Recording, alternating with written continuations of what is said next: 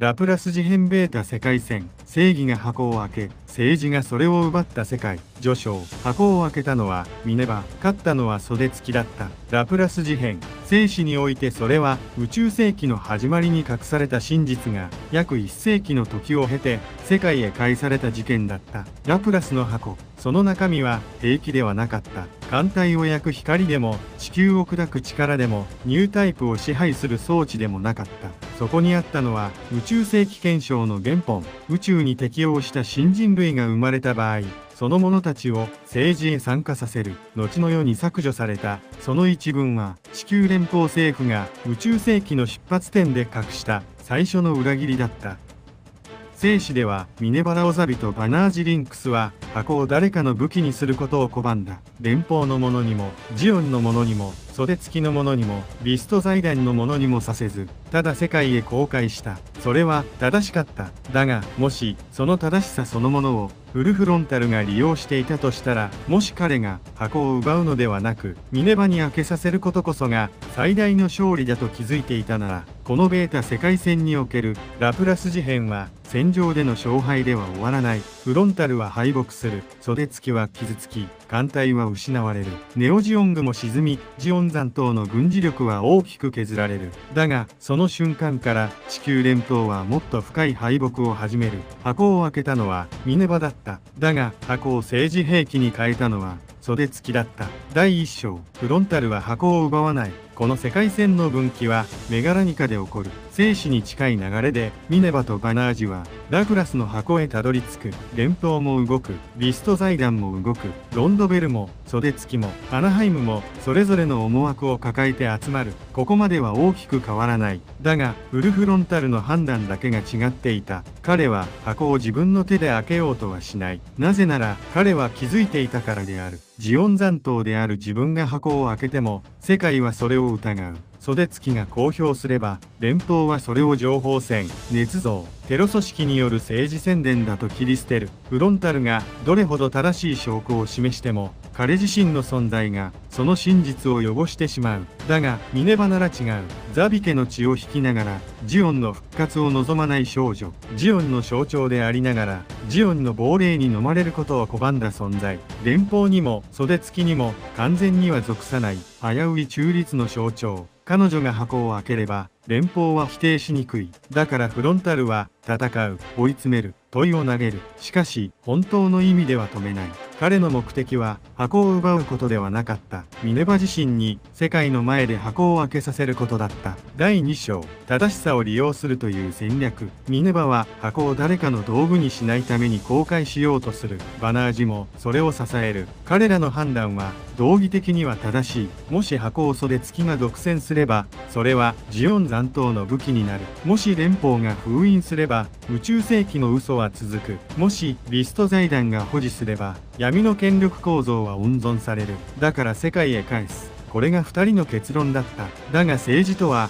正しい行為が正しい結果を生む世界ではない。真実は公開された瞬間から受け取る者の都合によって姿を変える。ある者はそれを希望と呼ぶ。ある者はそれを証拠と呼ぶ。ある者はそれを反乱の根拠と呼ぶ。ある者はそれを弾圧の口実と呼ぶ。フロンタルはその冷たさを知っていた。だから彼はミネバの正義を止めなかった。むしろ彼女に最も美しく最も否定しにくい形で箱を開けさせた。これがベータ世界線におけるフロンタル最大の策である。彼は悪として箱を奪うのではない。善が箱を開けるように仕向け、その善の結果を政治が奪うように配置した。第3章。放送は世界へ届いた。ミネバラオザビの声が地球圏に流れる。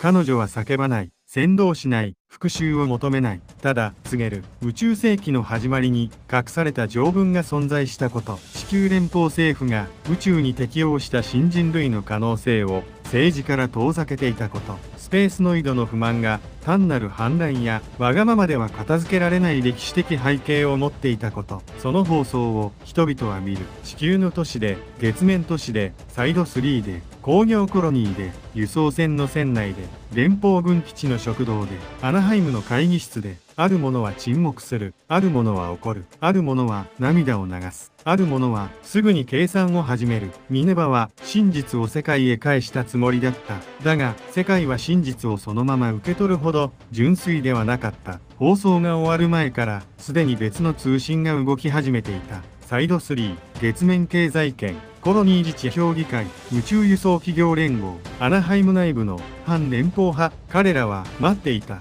ミネバが箱を開ける、その瞬間を。第4章、連鎖する生命。最初に動いたのは、サイド3だった。旧ジオン公国の記憶を持つ地、敗戦の屈辱と自治への執着を抱え続けたサイド3の暫定評議会は、緊急声明を出す。地球連邦政府は宇宙世紀の始まりに掲げた理念を隠蔽していた疑いがある。よって宇宙居住者の政治的地位を再検討する国際会議の開催を要求する。続いて月面都市の経済団体が声明を出す。連邦政府が説明責任を果たすまで月面資本は一部の軍需契約を凍結する。次に宇宙輸送業者が動く。地球向けの資源輸送、軍需物資輸送、連邦軍関連の優先航路を一時見直す。さらに一部コロニー自治政府が続く。税制、治安維持、駐留軍の権限、資源配分、すべてを再交渉する必要がある。と、この連鎖は銃声ではなかった。だが連邦にとっては砲撃よりも危険だった。軍事基地を攻撃されたわけではない。艦隊が撃沈されたわけでもない。首都が制圧されたわけでもない。だが、地球連邦という巨大な制度を支えていた物流、税、資源、金融、軍需契約が静かにきしみ始めた。袖付きはこの瞬間を待っていた。第5章、地球を滅ぼさず、地球を不要にする。フルフロンタルの構想は、シャアの思想とは違う。シャアは地球に残り続ける人類を強引に宇宙へ上げようとした。地球という母を捨てなければ人類は変われないと考えた。だがフロンタルはもっと冷たい。彼は人類の革新を信じていない。人が分かり合える未来にも深い期待を抱いていない。彼が見ているのは理想ではなく構造である。地球は政治の中心であり続けた。だが工業、物流、資源、金融、軍需はすでに宇宙側へ大きく広がっていた。ならば地球を燃やす必要はない。宇宙だけで経済圏を作ればいい。サイド同士で資源を回し、月面都市が金融を担い、コロニー工業が生産を支え、輸送網がそれを結ぶ。地球を攻撃せず地球を外す。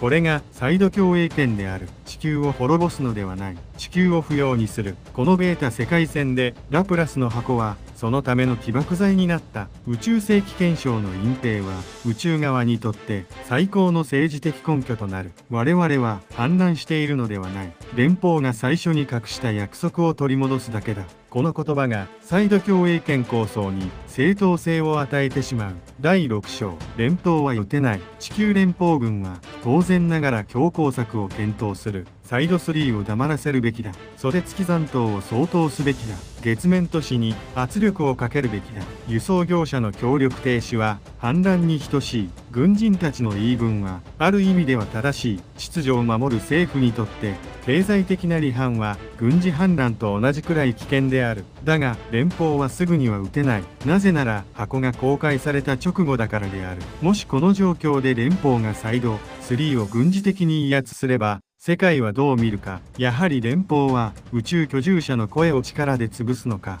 宇宙世紀の始まりに権利を隠し、今度はその告発すら鎮圧するのか。結局ジオンの不満は正しかったのではないか。そう見られてしまう。ここで連邦は初めて戦場以外で追い詰められる。敵艦隊を撃てば済む問題ではない。敵拠点を制圧すれば終わる問題でもない。相手はジオン残党だけではなくなっている。サイドの自治政府、月面資本、宇宙輸送網、コロニー市民、そして箱の公開を見た無数の人々。連邦の敵は軍事組織から世論に変わった。これは連邦にとって最も扱いにくい戦場だった。第7章、袖付きは敗北する。このベータ世界戦でも袖付きは軍事的には勝てない。ロンドベルの抵抗、連邦軍の圧力、ユニコーンガンダムの存在、バナージュの意志、ミネバの拒絶、これらを前に袖付きは傷ついていく。ネオジオングは失われる。フロンタルも最後には戦場から消える。袖付き艦隊も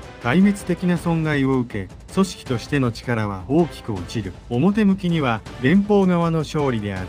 険なジオン残党は退けられた。ミネバは保護された。箱の中身も公開され、秘密はもはや独占されない。誰もがそう見ようとした。だが、フロンタルにとって、それでよかった。むしろ、彼は死ぬことで完成する。生きていれば、連邦は彼を攻撃できる。危険な先導者、シャアの亡霊、ネオジオン残党の司会、そう呼んで、全ての責任を彼に押し付けられる。しかし、彼が消えれば、残るのは思想だけである。サイド共栄圏、宇宙自治、連邦の隠蔽、ミネバの放送。宇宙世紀憲章の原本フロンタルという器が空になったことで人々はそこに自分の怒りを注ぎ始める。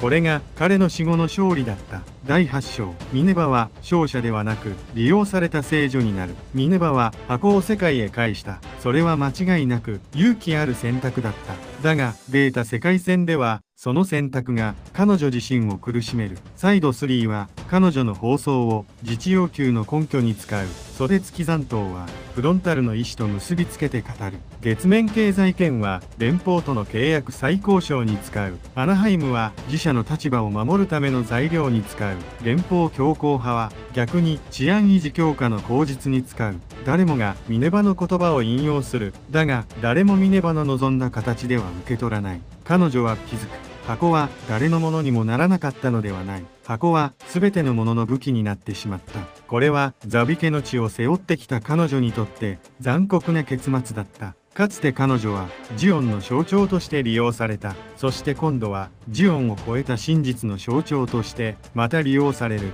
支配を拒んだ少女が反支配の象徴として担がれてしまう。ミネバは勝ったのではない。彼女は正しいことをした。そしてその正しさごと政治に奪われた。第9章バナージの敗北。バナージリンクスもまた戦場では敗北していない。彼はユニコーンに乗りミネバを守った。箱が誰かに独占されることを防いだ。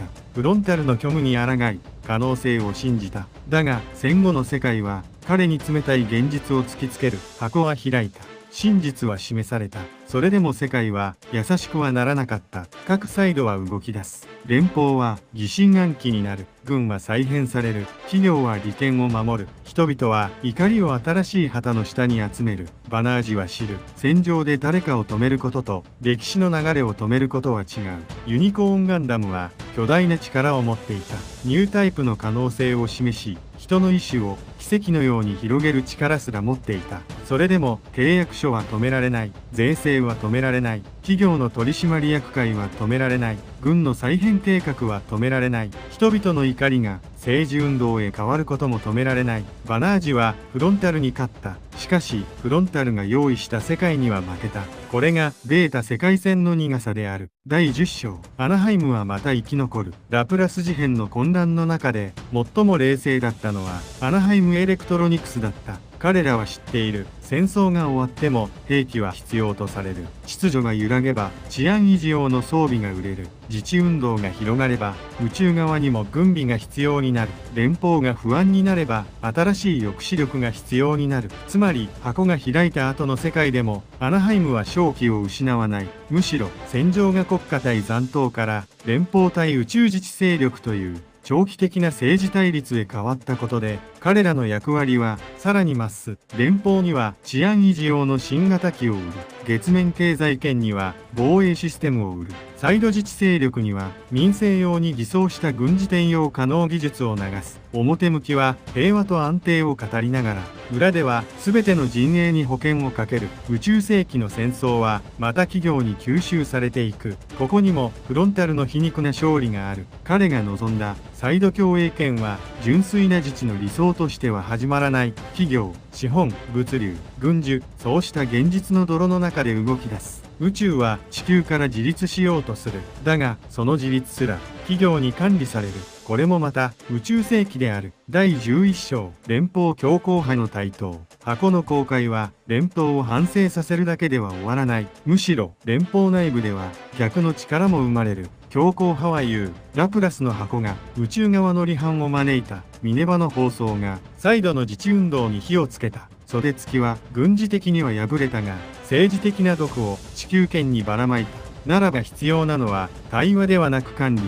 宇宙自治運動を放置すれば第2、第3のジオンが生まれる。サイド共栄圏を認めれば、連邦は地球だけの政府へ転落する。月面経済圏を自由にさせれば、軍需と金融を握られる。彼らは治安維持の名のもとに、より強い監視体制を求める。コロニーへの駐留軍強化。宇宙輸送路の軍事管理、反連邦団体への摘発、ニュータイプ関連研究の再統制、サイコフレーム技術の封印と独占、かつてティターンズを生んだ連邦の体質は完全には消えていなかった。ラプラスの箱は連邦の罪を暴いた。だがその結果、連邦の中に眠っていた恐怖もまた目覚める。このベータ世界線では、マフティー動乱は早まるかもしれない。しかも、より暗い形で、宇宙側は自治を求める。地球側は管理を強める。企業は両方に武器を売る。そして市民は真実を知った後もまた別の戦争へ流されていく。第12章、サイド共栄圏は始まった。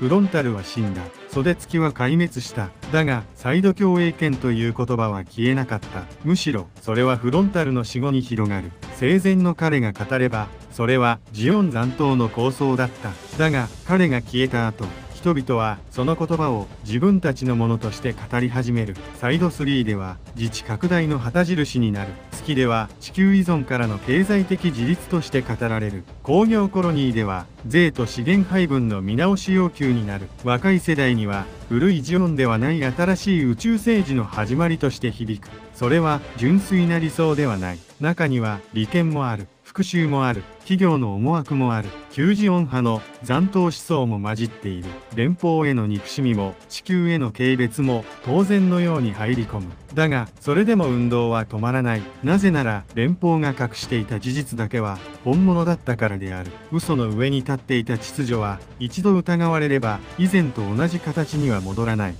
サイド共栄圏は完成した国家ではない。まだ曖昧な会議体であり、経済構想であり、政治運動であり、危険な夢である。しかし、始まってしまった。それがフロンタルの勝利だった。終章。正義は勝った。だからこそ、世界は壊れ始めた。ラプラス事変ベータ世界線とは何だったのか。それは、袖付きが連邦を軍事的に倒した世界ではない。フロンタルがミネバを屈服させた世界でもない。ジオン残党が完全勝利した世界でもない。むしろ逆である。フロンタルは敗北する。袖付きは壊滅する。ミネバは箱を開ける。バナージは彼女を守る。真実は世界へ届く。正義は確かに勝った。だが、その正義を政治が奪った。ここがこの世界線の本質である。ラプラスの箱は誰か一人のものにはならなかった。だが、だからこそ全員が奪い合った。サイド3は自治の根拠にした。月面都市は経済交渉に使った。アナハイムは正気に変えた。